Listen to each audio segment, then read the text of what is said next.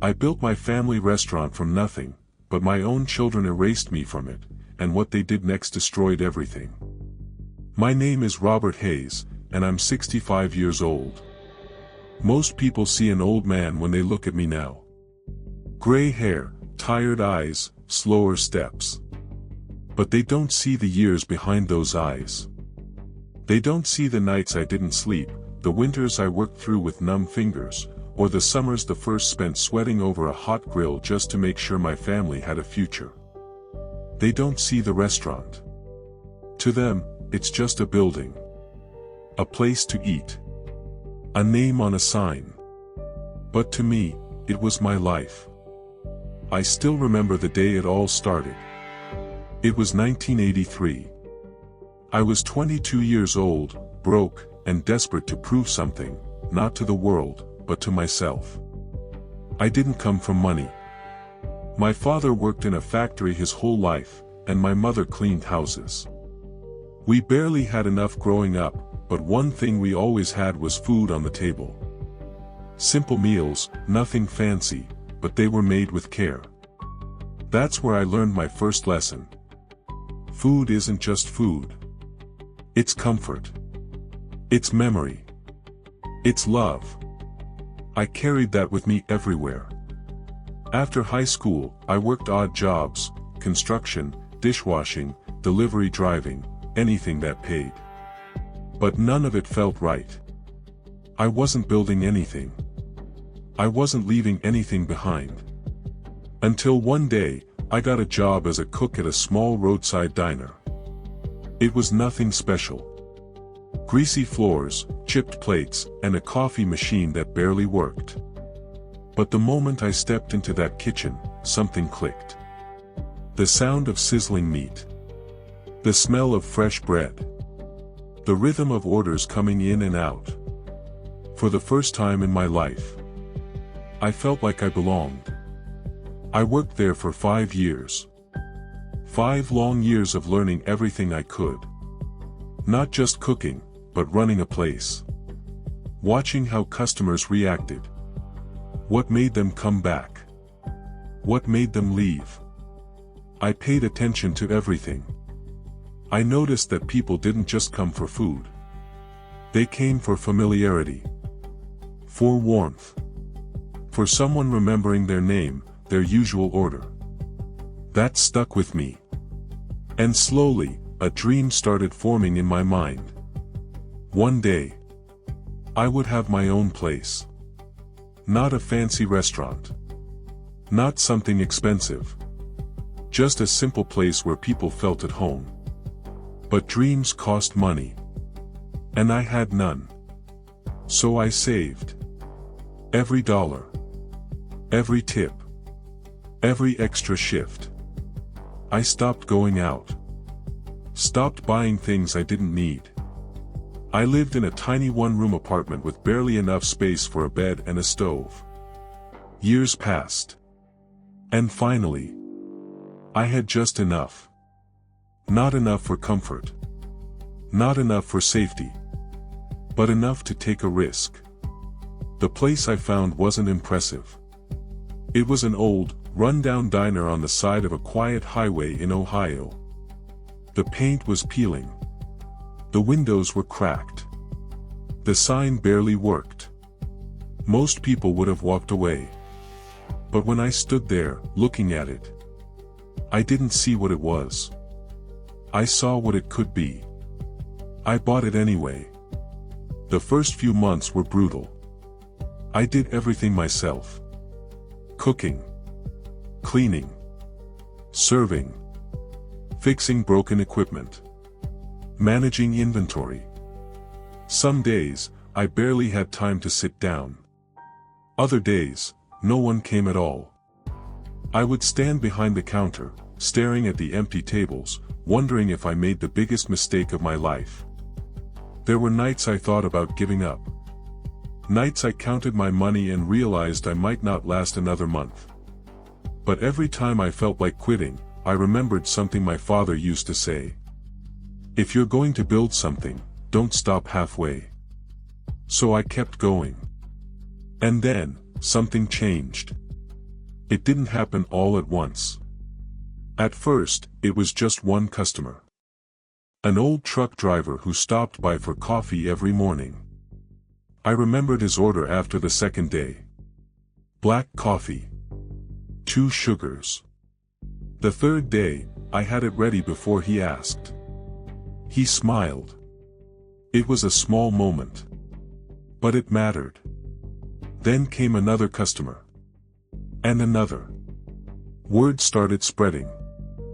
Hey, there's this new place down the road. The guy there actually cares. The food tastes like home. Slowly, the empty tables started filling up. That's also when I met Linda. She walked in one afternoon, wearing a simple blue dress, looking like she had just come from work. She sat at the counter and ordered a burger. I still remember how nervous I was making it. I don't know why, it was just a burger. But when she took the first bite, she smiled. Not a polite smile. A real one. That's the best burger I've had in years, she said. We started talking. Then she came back the next day. And the next. Before I knew it, she wasn't just a customer anymore. She became part of my life. Linda didn't just support me, she believed in me. She saw the potential in the restaurant before it even fully existed. And soon, she started helping out. At first, it was small things. Taking orders when it got busy. Cleaning tables. But over time, she became just as much a part of the restaurant as I was. We got married 2 years later. And from that point on, it wasn't just my dream anymore. It was ours.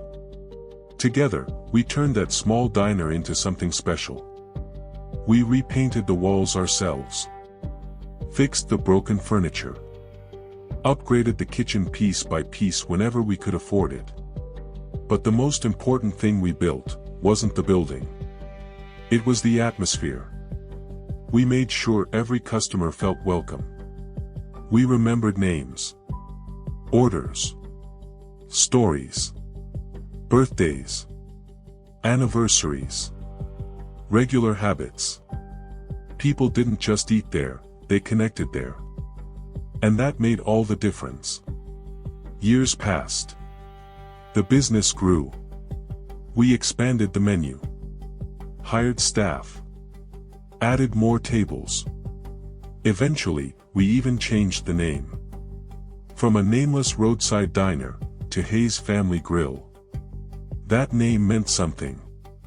Not just to us, but to the community. Then came our children.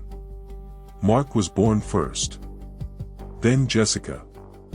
From the moment they were old enough to walk, they were around the restaurant. Running between tables. Playing in the back. Watching us work. I used to tell them. This place, this is for you. Not because I wanted them to work there. But because I wanted them to understand what it took to build something. To respect it. To value it. As they grew older, they started helping out. Mark liked numbers. He would sit with me and ask about sales, profits, costs. Jessica loved people. She would talk to customers, laugh with them, make them feel welcome. I was proud. Really proud. It felt like everything I worked for was coming together. A family. A business. A future. By the time I turned 50, Hayes Family Grill was no longer just a small diner. It was a landmark. People from nearby towns would drive just to eat there. We had loyal customers who had been coming for decades. Some even brought their kids, just like my parents once did for me. That's when I started thinking. Maybe it was time to slow down. I had spent my entire life working. Maybe it was time to trust my children with the business.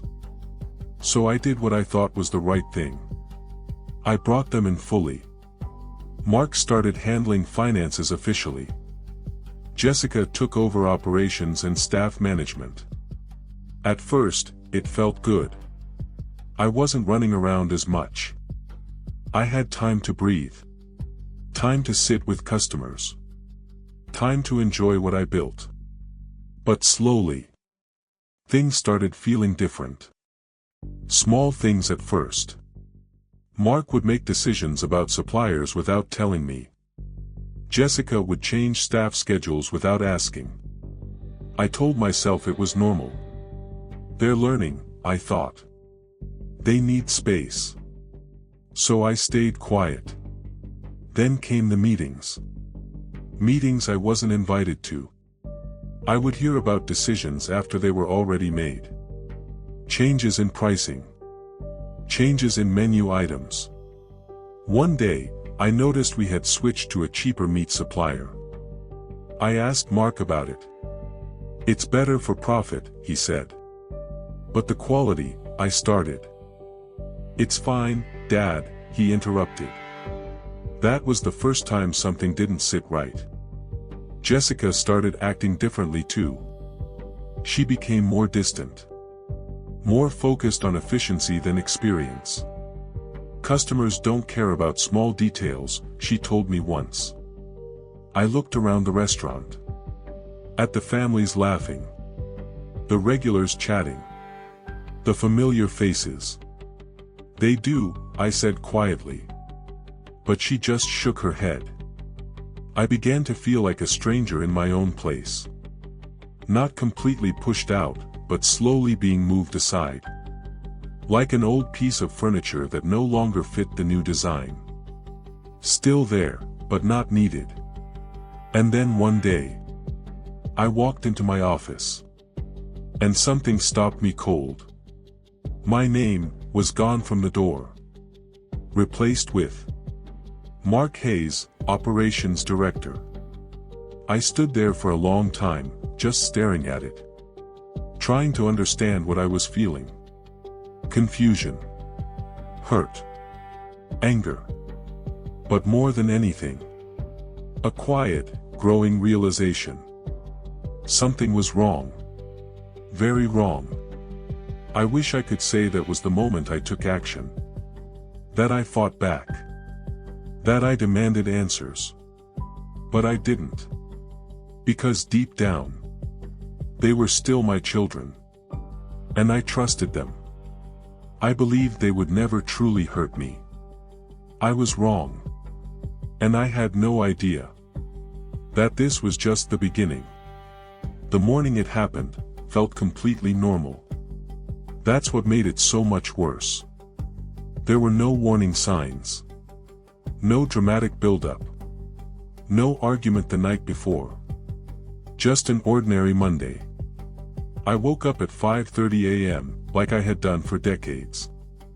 My body didn't need an alarm anymore, it was trained by years of routine. I sat on the edge of my bed for a moment, stretching my stiff back, listening to the quiet hum of the early morning. For a second, I smiled. This used to be my favorite time of day. Before the noise. Before the rush. Before the problems. Just me, and the thought of another day at the restaurant I built with my own hands. I got dressed slowly. Made myself a cup of coffee. Black. No sugar. Same way I've always had it. Linda used to joke that I was too stubborn to change even the smallest habit. I missed that.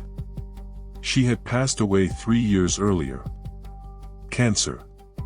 The restaurant was the only place where I still felt close to her. Every corner held a memory. The counter where we first talked. The kitchen where we argued and laughed at the same time. The office where we planned everything, from expansions to holiday menus. That place wasn't just a business. It was the last piece of her I still had. When I arrived at Hayes Family Grill that morning, something felt off. I couldn't explain it right away. The parking lot was already half full, which wasn't unusual. But there was a strange energy in the air. The kind you feel when people are talking about something, but stop the moment you walk in. I pushed the door open. The bell rang like always. But no one greeted me. That was the first sign. Usually, someone would say, "Morning, Robert," or "Good to see you." But that day, nothing. The staff avoided eye contact. One of the waitresses, Emily, gave me a quick, nervous smile and then looked away. My chest tightened. What's going on? I thought. But I said nothing. I walked toward the kitchen. The kitchen was running, but not like it used to. The rhythm felt different. Orders were coming in, but there was no energy behind them. No coordination. No pride. I noticed the cook using pre-packaged sauce instead of the homemade one we had used for years. I stepped closer. "What is that?" I asked. He hesitated. New recipe," he said. "Since when?" I asked. He looked uncomfortable. "You should ask Mark," he replied quietly.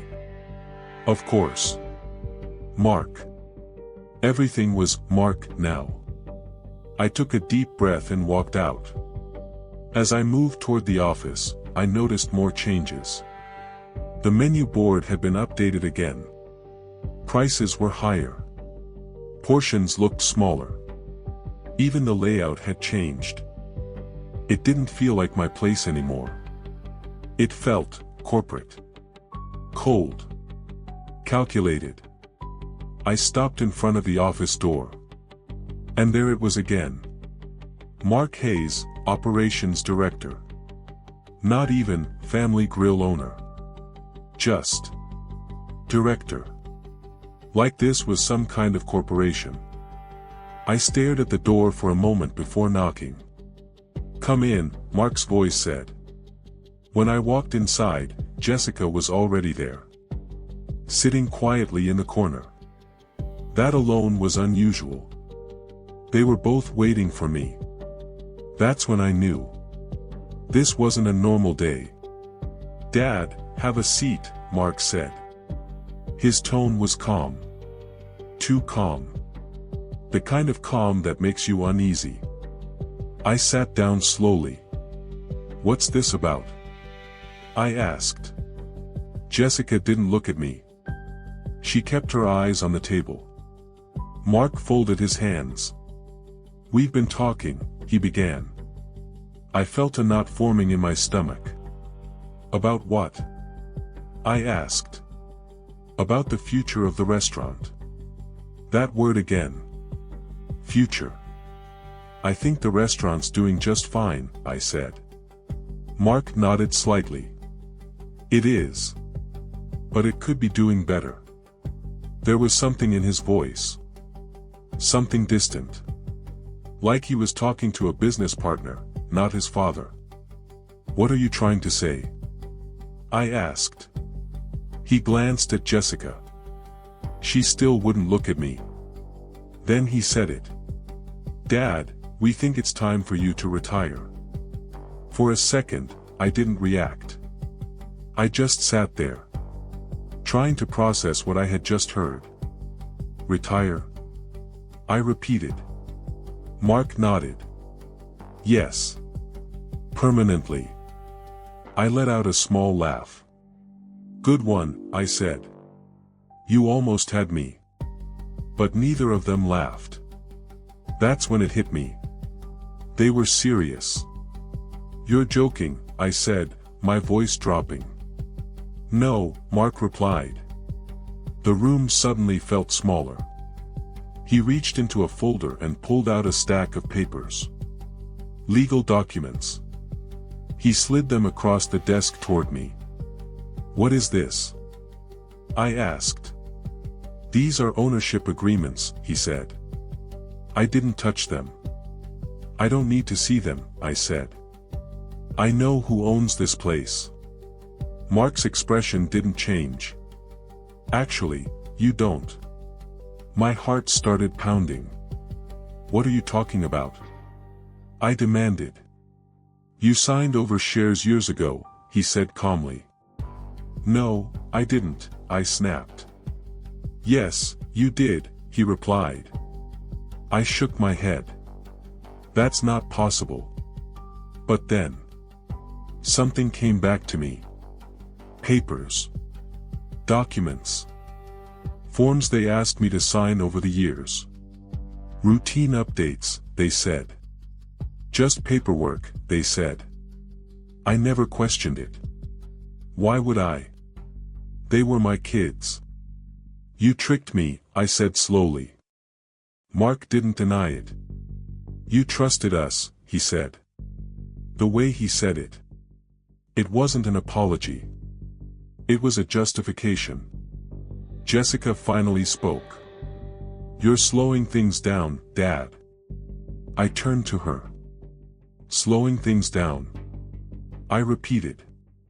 Her voice was cold. We're trying to grow the business. Expand. Modernize. And I'm in the way. I asked. She hesitated for a moment. Then she said. Yes. That word hit harder than anything else. Not anger. Not yelling. Just, yes. Like it was obvious. Like it had always been true. I leaned back in my chair. Looking at both of them. The two people I spent my entire life working for. You think I'm the problem? I asked quietly. Mark sighed. Dad, this isn't personal. I almost laughed again. Not personal. You're taking my life's work away from me, I said. How is that not personal? Mark pushed the papers closer. You still have a small percentage, he said. You'll be financially secure. I stared at him. I don't care about the money, I said. He looked confused. That's not what this is about, I continued. This place, this is everything. Jessica finally looked at me. For the first time. But there was no warmth in her eyes. Not anymore, she said. The silence that followed. It was heavy. Final. Like something had just ended. I stood up slowly. My legs felt weak. So that's it? I asked. Mark nodded. That's it. No discussion. I asked. It's already been decided, he said. I looked around the office. The walls. The desk. The photos. There was a picture of me and Linda from years ago. Smiling. Happy. I walked over and picked it up. For a moment, I just stared at it. Then I put it back down. Do you remember what this place used to be? I asked. Neither of them answered. I built this from nothing, I continued. I gave up everything for this. Still nothing. Then I said something I never thought I would say to my own children. I trusted you. Mark shifted uncomfortably. Jessica looked away again. But neither of them apologized. I turned and walked toward the door. Dad, Mark called out. I stopped. You can take some time to adjust, he said. Adjust. Like I had just lost a job. I didn't respond. I just walked out. As I stepped into the restaurant. Everything looked the same. Same tables. Same walls. Same smell of food. But it felt completely different. Like I didn't belong there anymore. I walked to the front door. Pulled out my keys. And placed them on the counter. That was the moment. The exact moment. I stopped being part of Hayes' family grill. But what hurt the most wasn't losing the restaurant. It was realizing I had already lost my family. The first morning without the restaurant was the hardest. For over 40 years, my life had followed the same rhythm. Wake up early. Go to the diner. Work until exhaustion. Go home. Repeat. But now, there was nothing. No reason to wake up early. No kitchen waiting for me. No customers. No noise. No purpose. Just silence. I woke up at 5:30 a.m. anyway. My body didn't know how to stop. I sat on the edge of my bed, staring at the wall. For a moment, I forgot what had happened. I thought, I need to get ready. Then it hit me. There was nowhere to go. I stood up slowly and walked to the kitchen of my small apartment. It felt strange being there at that hour. I made coffee, black, no sugar, just like always. But it didn't taste the same. Everything felt empty. I took a sip and looked around. This place wasn't home. It was just somewhere I was staying. Days passed like that. One after another. Quiet. Slow. Heavy. I stopped shaving regularly. Stopped caring about time. Sometimes I would sit for hours, doing nothing. Just thinking. Replaying everything in my head. Every moment. Every decision. Every mistake. The worst part wasn't the anger. It was the confusion. How did it get to this point? When did my own children start seeing me as a problem? Was there a moment I missed? A sign I ignored? I thought about Linda a lot. She would have seen it coming. She always understood people better than I did. She would have noticed the changes in Mark's tone, the distance in Jessica's eyes. And she would have said something. She never stayed silent when something felt wrong. Unlike me. After about 2 weeks, something inside me started to shift. The sadness didn't disappear.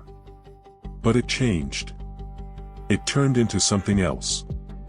Something sharper. Something more focused. I started asking questions. Not directly at first. Just small conversations. Casual. I went to a nearby grocery store where some of the restaurant's old suppliers used to shop. I ran into Tom, one of our longtime meat suppliers. He looked surprised to see me.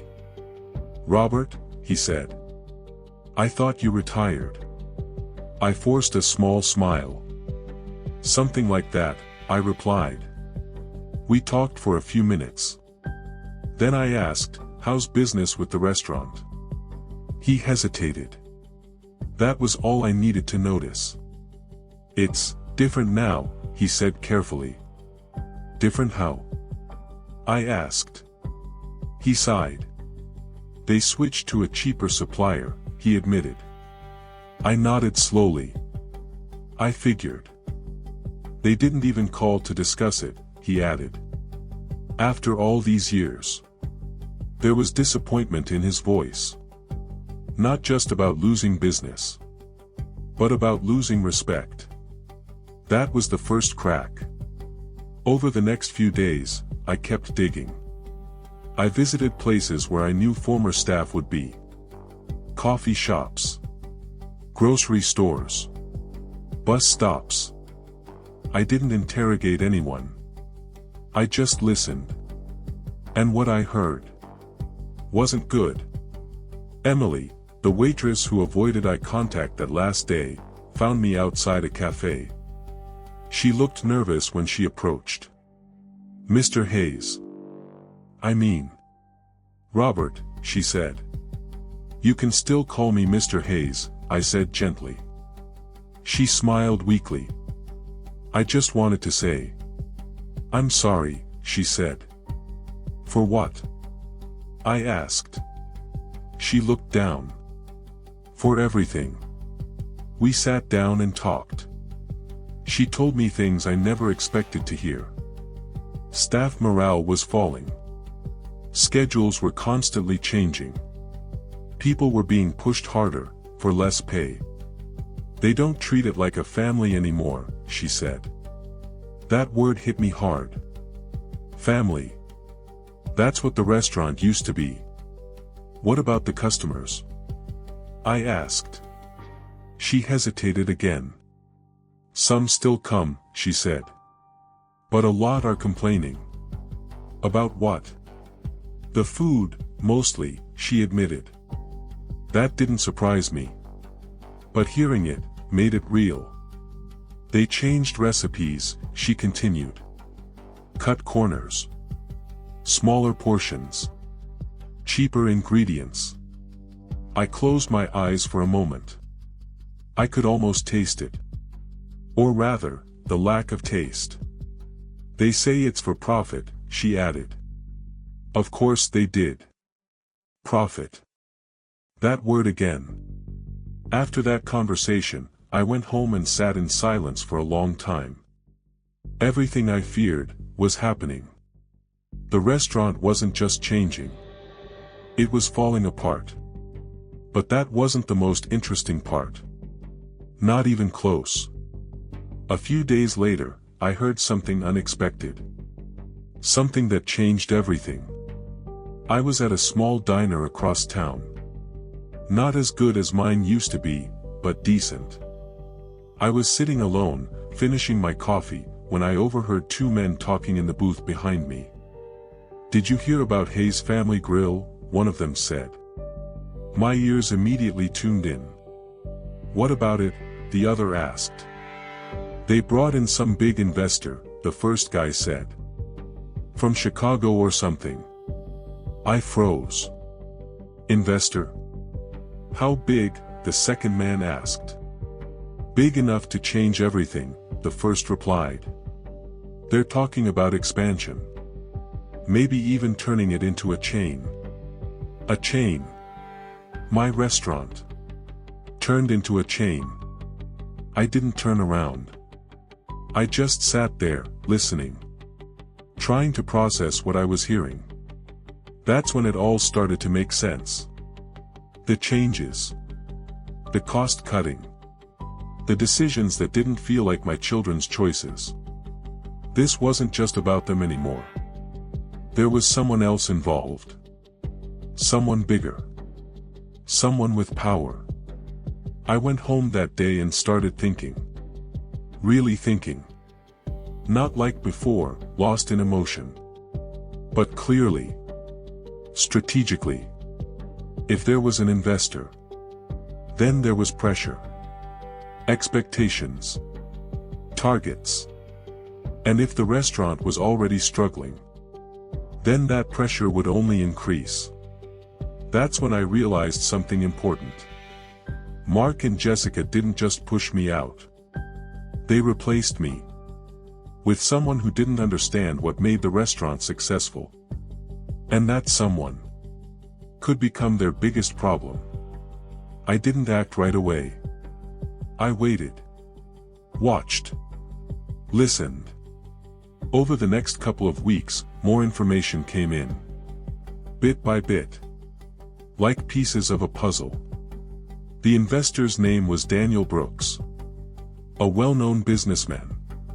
Smart. Ruthless. Results-driven. He didn't care about tradition. He cared about numbers. Growth. Profit. Expansion. And from what I was hearing, the numbers weren't looking good.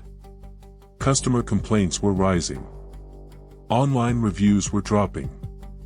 Staff turnover was increasing. Everything that made the restaurant strong was being stripped away. And Daniel Brooks? He wouldn't tolerate failure. That's when the idea hit me. Not all at once, but slowly. What if I didn't need to fight my children directly? What if I didn't need to argue, or prove them wrong? What if I let their own decisions destroy them? Because the truth was simple. They thought they could run the restaurant without me. But the investor, he didn't invest in them. He invested in the success of something they no longer understood. And I was the only one who knew exactly why it worked. That was my advantage. For the first time since I was pushed out, I felt something different. Not sadness. Not anger. Control. I stood up, walked to the window of my apartment, and looked out at the quiet street. They think they won, I said quietly. But deep down, I knew the truth. This wasn't the end of my story. It was the beginning of theirs falling apart. And this time, I wasn't going to stay silent. By the time I decided to reach out to Daniel Brooks, I already knew one thing for sure. This wasn't going to be easy. Men like him don't answer calls from people like me. He was a high-level investor. A businessman who dealt in millions. Decisions, numbers, and results, that was his world. And me? I was a 65-year-old man who had just been pushed out of his own restaurant. No title. No authority. No proof, at least not the kind that gets attention. But I had something else. The truth. For days, I sat in my apartment trying to figure out how to approach him. I couldn't just call his office and say, "Hi, I'm the guy who built the restaurant your money is tied to." They'd hang up before I finished the sentence. I needed something stronger. Something that would make him stop, even for a moment. So I started writing. Not emails. Not messages. A story.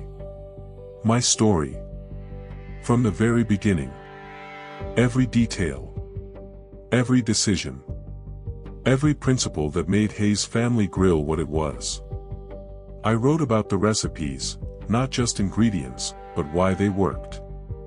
I wrote about the customers, what they expected, what they valued, what made them loyal. I wrote about the staff, how they were treated, how they felt, how that affected everything.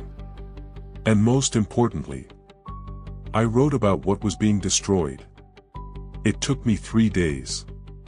3 full days of writing, rewriting, remembering. At times, I had to stop. Not because I didn't know what to say, but because it hurt too much to put it into words. When I finished, I looked at the pages in front of me. It wasn't perfect. It wasn't polished. But it was real. And that's what mattered. Now I just needed a way to get it to him. After some research, I found out where his company was based. Chicago. A large investment firm with multiple businesses under its control. Getting through to someone like that wasn't simple. But I wasn't looking for a meeting. Not yet. I just needed him to see what I had written. I printed everything. Put it in a clean envelope. And added one short note on top. If you want to understand why your investment is failing, read this. No long introduction. No begging. Just a reason. Then I mailed it. The next few days felt longer than anything I had experienced before. Waiting. Not knowing if it would even reach him. Not knowing if he would read it. Or worse, if he would ignore it completely. Every morning, I checked my phone. Every afternoon, I checked my email. Nothing. By the 4th day, doubt started creeping in. What if this was a mistake? I thought. What if I'm too late? But then, on the 5th day, my phone rang. I didn't recognize the number. Chicago area code. My heart started pounding. I stared at the screen for a moment before answering. "Hello," I said. There was a brief pause. Then a calm, controlled voice spoke. "Is this Robert Hayes?" That moment, I knew. "Yes," I replied. "This is Daniel Brooks." Everything inside me went still. The man I had been thinking about for weeks was now on the other end of the line. "I received your letter," he said. There was a slight pause before the word letter. Like he didn't quite know what to call it. I appreciate you taking the time to read it, I said. I did more than read it, he replied. I studied it. That surprised me. I wasn't expecting that. You make some strong claims, he continued. About the restaurant. About your children. They're not claims, I said calmly. They're facts. Another pause. Longer this time. Can you prove them? He asked. That was the question. The moment everything depended on. Yes, I said. Without hesitation. There was silence on the line for a few seconds. Then he spoke again. Good, he said. Because I'd like to meet you. We agreed to meet 3 days later. Not in his office. Not in some corporate setting. But in a quiet cafe halfway between us. Neutral ground. The day of the meeting. I arrived early. Much earlier than I needed to. I chose a table near the window and sat down. My hands were steady. But inside, everything was moving fast. This wasn't just a conversation. This was a turning point. About 20 minutes later, he walked in. I recognized him immediately. Tall. Well-dressed. Confident. The kind of presence that doesn't need to announce itself. He scanned the room briefly, then walked straight toward me. Robert Hayes, he asked. I stood up. Daniel Brooks, I replied. We shook hands. His grip was firm. Measured. We sat down. And for a moment, neither of us spoke. He was observing me. Studying me. Just like he studied the documents I sent. You don't look like someone who exaggerates, he said finally. I don't, I replied. A waiter came by. We ordered coffee. Then the real conversation began. I'll be direct, he said. I invested in Hayes Family Grill because I saw potential for expansion. I nodded. That makes sense. But what I'm seeing now, he continued, doesn't match what I was promised. I leaned forward slightly.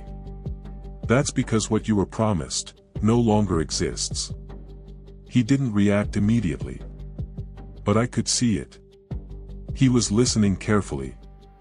Explain, he said. So I did. I told him everything. Not emotionally. Not angrily. But clearly. I explained how the restaurant was built. What made it successful. Why customers came back. Why staff stayed loyal. Then I explained what had changed. The shortcuts. The cost cutting. The decisions made without understanding the foundation. I showed him records. Old supplier contracts.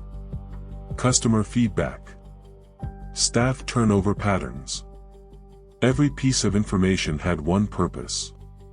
To show him the truth. This isn't just a decline, I said. It's a collapse in progress. He leaned back in his chair. Silent. Thinking.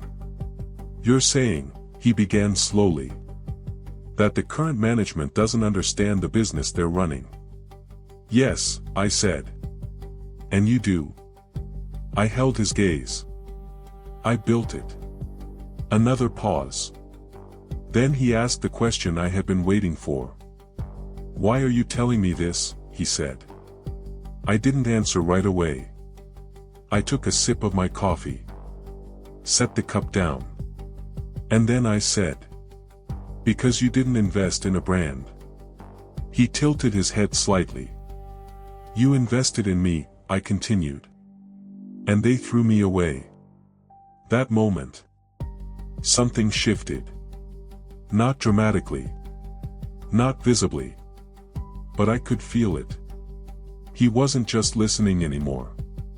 He was understanding. If what you're saying is true, he said, Then I've made a very bad investment. Yes, I replied. Silence again. Then he asked, "What would you do, if you were in my position?" That was it. The question that changed everything. I looked at him. Calm. Focused. "I would stop the damage," I said. "Before it becomes irreversible." He didn't respond. But I could see the decision forming in his mind. We finished our coffee. Stood up. Shook hands again. "I'll be in touch," he said. And just like that, he walked away. I stood there for a moment, watching him leave. I didn't know exactly what he would do, or when. But I knew one thing for certain. The first move had been made. And this time, I wasn't on the outside anymore. After my meeting with Daniel Brooks, everything went quiet. Too quiet. Days passed. Then a week. No calls. No messages. No updates. At first, I told myself to be patient. Men like him don't act quickly. They observe, analyze, calculate. But as the days stretched longer, doubt started creeping in again. What if he didn't believe me? What if he decided it wasn't worth the trouble? What if nothing changes? I tried to keep myself busy, but there wasn't much to do. I didn't have the restaurant anymore. I didn't have my routine. So I filled my time with small things. Walking.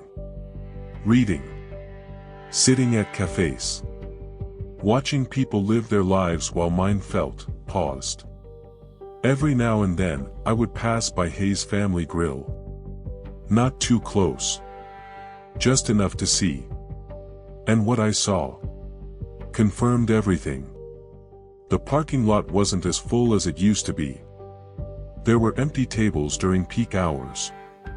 Customers came in, but didn't stay long. The energy was gone. One afternoon, I saw a couple walk out after just a few minutes. They looked disappointed. I didn't need to hear their words. I already knew what they were thinking. This isn't what it used to be. That sentence. It echoed in my mind. 2 weeks after my meeting with Daniel. It finally happened. I was sitting in my apartment when my phone buzzed. A notification. It was a news alert. Investor Daniel Brooks withdraws funding from Hayes Family Grill. I stared at the screen. Reading it once. Then again. Then again. It felt unreal. Like something I imagined. But it was real. I opened the article. And there it was. A public statement. Daniel Brooks had officially pulled out. Not quietly. Not behind closed doors. But publicly. He stated that the restaurant no longer met his operational standards. And that he had lost confidence in its leadership. Leadership. I leaned back in my chair. Slowly. This wasn't just a financial move. This was a message. And it hit exactly where it needed to. Within days, everything started falling apart. Suppliers stopped delivering. Without the investors' backing, payments became uncertain. And no one wanted to take that risk. Staff started leaving. Not all at once. But steadily. One quit. Then another. Then 3 more. The people who stayed were the ones who had nowhere else to go. And that was never a good sign. Customers noticed. Of course they did. They always do. Service slowed down. Food quality dropped even more. Mistakes became common. And then came the reviews. Online ratings dropped rapidly. Comments filled with complaints. Not the same anymore. Used to be my favorite place. Won't be coming back. Each review was like a nail in the coffin. I didn't celebrate. Not outwardly. But inside, I felt something I hadn't felt in a long time. Justice. 3 weeks after the announcement, the call came. I was sitting by the window, watching the evening light fade, when my phone rang. I looked at the screen. Mark. For a moment, I didn't move. I just stared at it, listening to it ring. Part of me wanted to ignore it. Let it ring until it stopped. But another part needed to hear what he had to say. So I answered. Hello. I said. There was a pause. Then his voice. Dad. I hadn't heard him call me that in a long time. His tone was different. Not confident. Not controlled. Desperate. We need to talk, he said. I didn't respond right away. What about? I asked calmly. There was hesitation. Then he said. Everything. We met the next day. Not at the restaurant. Not at the office. But at my apartment. When I opened the door, I barely recognized them. Mark looked exhausted. His eyes were sunken. His posture, smaller. Jessica looked worse. Her confidence was gone. Her usual sharp expression replaced with something else. Regret. They stood there for a moment. Not sure what to say. Come in, I said. They stepped inside. Slowly. Like they didn't belong there. We sat down. Silence filled the room. Finally, Mark spoke. Dad, we made a mistake. Simple words. But heavy. I didn't react. I just looked at him. Jessica's eyes filled with tears. We didn't understand, she said. No, I interrupted gently. You didn't. Mark leaned forward. The investor pulled out, he said. I know, I replied. We're losing everything, he continued. Suppliers, staff, customers. His voice started breaking. We can't fix it. There it was. The truth. They couldn't do it without me. Jessica wiped her tears. We need your help, she said. I stayed silent. For a long moment. Then I asked one question. Did you think about me, when you threw me out? The room went completely still. Neither of them spoke. They looked at each other. Then back at me. But they had no answer. And that said everything. I leaned back in my chair. I gave you everything, I said. This place, this life, this opportunity. My voice was calm. Not angry. And you treated it like it was just a business. Mark lowered his head. We thought we were improving it, he said quietly. I nodded slightly. I know, I replied. That's what makes it worse. Jessica started crying softly. We're sorry, she whispered. I looked at them. Really looked. Not as business partners. Not as people who hurt me. But as my children. And for a moment, it hurt. But then I remembered everything.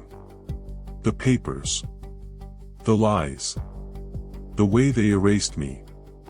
You didn't just remove me, I said slowly. You destroyed what I built. Silence again. Heavy. Final. Mark looked up. Is there anything we can do? He asked. I thought about it. Not for long. Yes, I said. Hope flickered in their eyes. You can learn from this, I continued. Their expressions changed. But I'm not coming back. That was the moment it ended. Not with anger. Not with shouting. But with a decision. They didn't argue. They didn't beg again. Because deep down, they knew. They stood up slowly. Jessica hesitated.